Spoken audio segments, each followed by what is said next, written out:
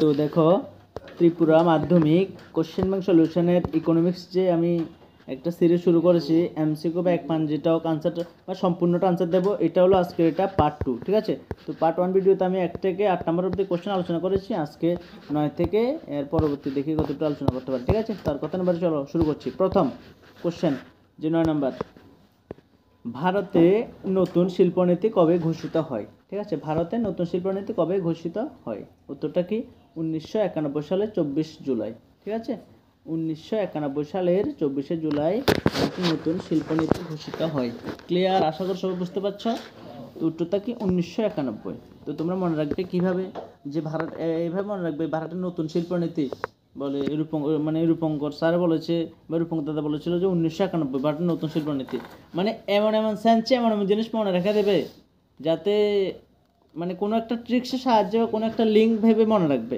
ঠিক আছে, এরকম আর কি, যে নতুন শিল্পনীতি বিষয়টা আসলে মাথার যাতে চলে আসছে যে 1991, মানে মাঝখানে 9 থাকবে, 9 থাকবে, শেষে 1 থাকবে, শুরুতে আর শেষে 1 থাকবে, মাঝখানে 9 থাকবে, মানে নতুন অর্থনীতি, মানে যেটা সালগুলি আসে কোনো একটা ট্রিক্স সাহায্যে মনে রাখবে। কিন্তু এটা কিন্তু ডাইরেক্টলি নতুন শিল্পনীতি 1991 তখন আর একটা কোশ্চেন শিখলে তখন কনফিউশন হয়ে যাবে।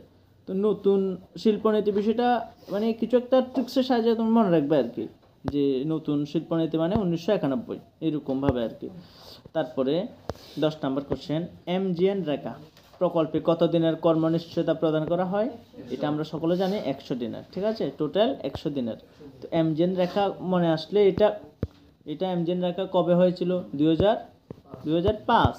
এটার ফুল ফর্ম কি? Mahatma Gandhi national rural employment guarantee act. আমি কীভাবে বলেছি, এমডি কি? মহাত্মা জিদি গান্ধী অ্যান্ড ন্যাশনাল আরডি রুরাল ইদি এমপ্লয়মেন্ট জিদি গ্যারান্টি অ্যাক্ট, এভাবে মনে রেখেছি। ঠিক আছে, তোমরা অ্যাজ লাইক এমন মনে রাখবে। তারপরে এটা কবে হয়? 2005। কত দিনের? 100 দিনের। ক্লিয়ার?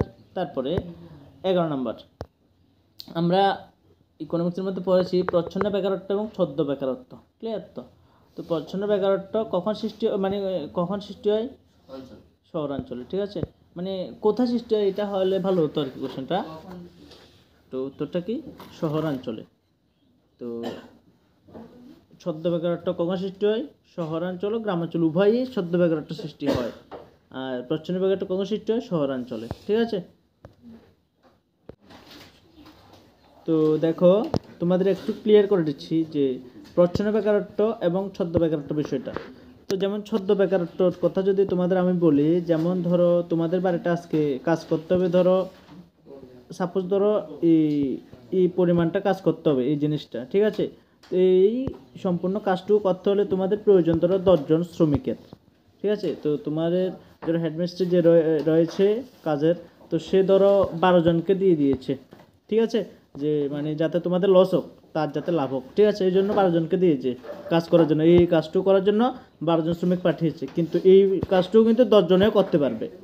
তো 10 জনের পরিবর্তে যখন 12 জন শ্রমিককে দিয়ে দিয়েছে কাজটা করার জন্য, তখন ওই অতিরিক্ত যে 2 জন রয়েছে, 2 জনকে কাজটাকে সরিয়ে নিলে কি কাজের কোনো পরিবর্তন ঘটবে না। তো এই বিষয়টাই হলো ছদ্ম বেকারত্ব। অর্থাৎ তাহলে কি ছদ্ম বেকারত্ব জিনিসটা কি? যখন মানে কোনো একটা কাজ থেকে অতিরিক্ত কিছু শ্রমিককে সরিয়ে নিলেও যখন কাজের কোনো পরিবর্তন ঘটে না, সেই বিষয়টারে বলা হয় ছদ্ম বেকারত্ব। ঠিক আছে, বুঝতে পারছো? তো আর প্রচ্ছন্ন বেকারত্ব জিনিসটা কি? প্রচ্ছন্ন বেকারত্ব হলো ধরো মানে আমার কাছে ধরো কাজ করার ক্ষমতা আছে, মানে কিন্তু আমি কাজ পাচ্ছি না বা কাজ করতে পারছি না, বা এরকম আর কি, যে কাজ নাই। এই বিষয়টা হলো প্রচ্ছন্ন বেকারত্ব। এই বিষয়টা বিশেষ করে মানে শিক্ষিত ব্যক্তিদের ক্ষেত্রে দেখা যায় আর কি। তো শিক্ষিত ব্যক্তিদের কোথায় পাওয়া যায়? বেশিরভাগ ক্ষেত্রে শহরাঞ্চলে। এই জন্য প্রচ্ছন্ন বেকারত্ব কখন সৃষ্টি হয়? তো মানে শিক্ষিত মানে ব্যক্তিদের ক্ষেত্রে শহরাঞ্চলে সৃষ্টি হয়। ঠিক আছে, তো বা কখন এটা শহরাঞ্চলে দিলেও হবে। বুঝতে পারছো? তো এই দুটো কোশ্চেন আনসার আশা করি তোমাদের ক্লিয়ার হয়েছে। তো এবার 13 নম্বর, কোন সংস্থা কাগজে নোট প্রচলন করে? ঠিক আছে, কোশ্চেন নাম্বার 13 দেখ। তো দেখো উত্তরটা বলছি, 13 নম্বর, কোন সংস্থা কাগজে নোট প্রচলন করে? উত্তর হলো আরবিআই। ঠিক আছে, আরবিআই এর সম্পূর্ণ নাম কি? Reserve bank of India. এবার দেখো কোশ্চেন নাম্বার 14, চেক কি? ঠিক আছে, তো চেক আমরা অনেকে মানে যারা এমপ্লয়ি রয়েছে মানে আমাদের টাকা টাকা দেওয়ার কথা বললে চেকের মধ্যে লিখে দেয় যে এই চেকটা ব্যাংকে দিলেই তারা টাকা দিয়ে দেবে। তো এই চেক বিষয়টা কি, কাকে বলে, কীভাবে লিখবা? চেক হলো ব্যাংকের উপর আমানতকারী কাগজে নির্দেশ। ক্লিয়ার? তো দেখো, তো কোশ্চেনটা আরেকবার তোমাদের পরে দেখাচ্ছি। চেক কি, ঠিক আছে?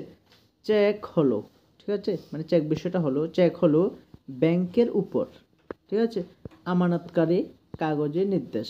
একটা দাঁড়ে দিবা, ঠিক আছে? তো চেক হলো ব্যাংকের উপর আমানতকারী কাগজে নির্দেশ। তারপরে এক সেন্টেন্সে পরে লিখবা চেকের মাধ্যমে যত খুশি টাকা তোলা যায়। ঠিক আছে, চেকের মাধ্যমে যত খুশি টাকা তোলা যায়, একদম সহজভাবে লিখে দিচ্ছি কিন্তু।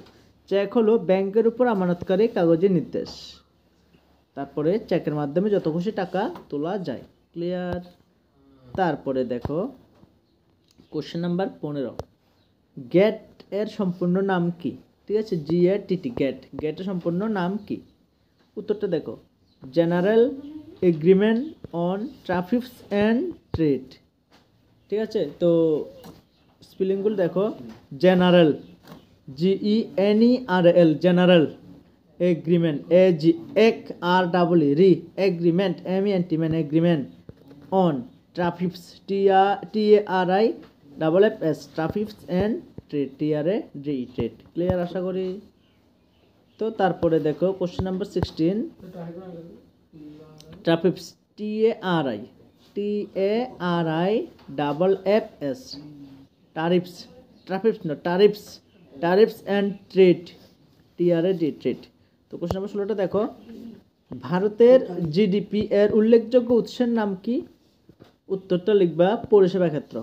উত্তরটাকে লিখবা পরিষেবা ক্ষেত্র। ঠিক আছে, তো কোশ্চেন কি, ভারতের GDP এর উল্লেখযোগ্য উৎসের নাম কি? উত্তর হলো পরিষেবা ক্ষেত্র। ক্লিয়ার? বুঝতে পারছো? তো আজকের ভিডিওতে এতটুকু। তো পার্ট 3 ভিডিওতে বাকি কোশ্চেনগুলো আলোচনা করবো। ঠিক আছে, তো আজকের জন্য টাটা।